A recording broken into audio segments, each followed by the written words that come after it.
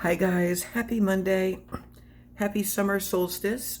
No, yesterday was the solstice. Today's the first day of official summer. And I'm at work. And it's, this isn't Greece.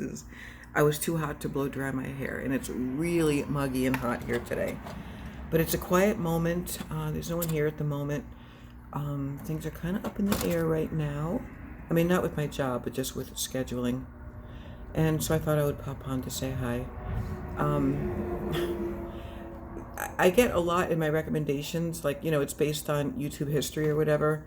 And so Chantal's thumbnail, her latest video came up, and I took one quick look at the thumbnail and realized, like, I'm done. Like, honestly, it's stupid to say anything hateful or adversarial, but, like, I'm getting such negative vibes, such Jabba the Hutt with the tongue out vibes. It's so literally disgusting. Like the other day, I was watching her doing something, and it was when she was almost falling over with being high, and yet thinking she was cute and sexy at the same time, and just that annoying way of manipulating her audience and the people throwing fucking money at her. I started to get this feeling in the back of my tongue and throat, like in my teeth. I'm just being honest here, that I realized, like, okay, now I'm having an actual physical reaction to this person who means nothing to me. She's inconsequential in my life, but I sometimes kind of check out what's going on in the scene, and check out the reaction channels just to kind of like make some sense of it. Have someone help me make it make sense, even though it never will, because it's a food disorder, it's a drug disorder, it's a personality disorder. It's possibly severe mental illness, and that's not something to be made fun of. But at the same time, YouTube's not doing a damn thing about it, and her circus clown audience is just loving it and throwing popcorn at her. And the more backed into a corner she gets, the more obnoxious she gets. And it's at the point where, like, I sometimes click on in the morning just to see if, like, uh, the worst hasn't happened, if you know what I mean. Anyway, yeah, no, the thumbnail with her with the llama and her tongue out. And let's not even go into the animal abuse.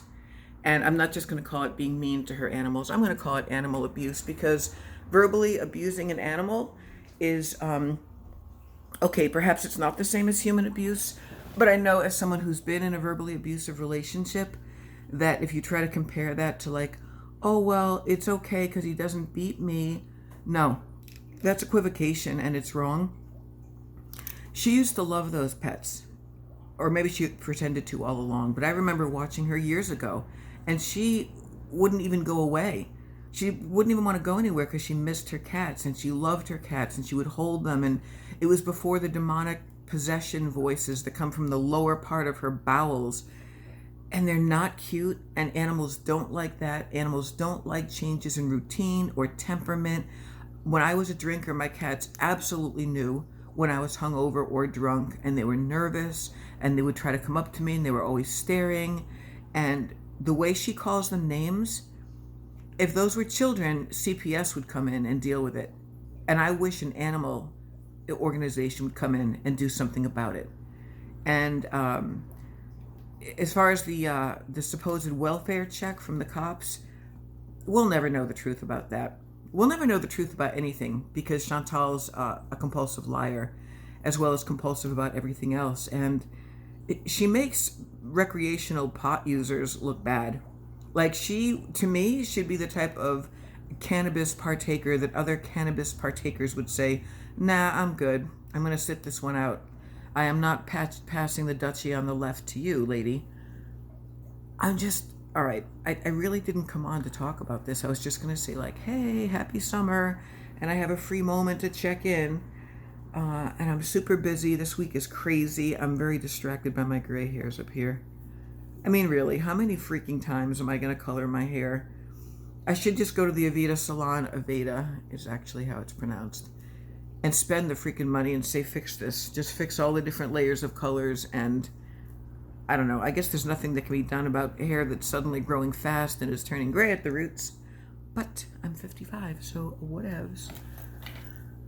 Yeah, it feels kind of good to be alone here right now. It's going to be another long day. I've been working 12 to 14 hour days, and I'm tired, but I had a good breakfast this morning. I had a decent sleep, took my hot shower, took my meds, took my vitamins, put a little makeup on, but mostly on some days I'm more into like skincare and moisturizer.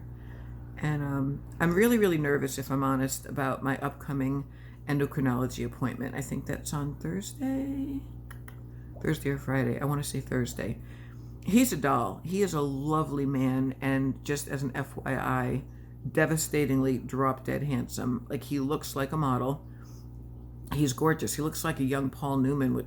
He's tall and muscular with the curly hair and the blue eyes, and he's very nice. He's not intimidating. He doesn't lecture me, but I'm going to talk to him about my weight, and I know he's going to weigh me, and I'm going to shit my pants if I haven't lost anything or if I've gained, because it's really climbing up there, y'all, and it's surreal to me because I was holding steady for years in the 220s, and that's obese. Let's face it. I'm not saying that's a great weight, but I had held steady from like 214 to 230 for years. And I could lose weight by exercising and going low carb. And I'm telling you, in the last 5 or 6 years or so, no, it's been going up in 10-pound increments. And I also want to make sure there's nothing just wrong with me, that I'm retaining a lot of water, and what's happening metabolically. Just how strict of a diet should I be on? I was always told restrictive diets don't even work. I am going to get my A1C checked again. He's probably going to check my sugar.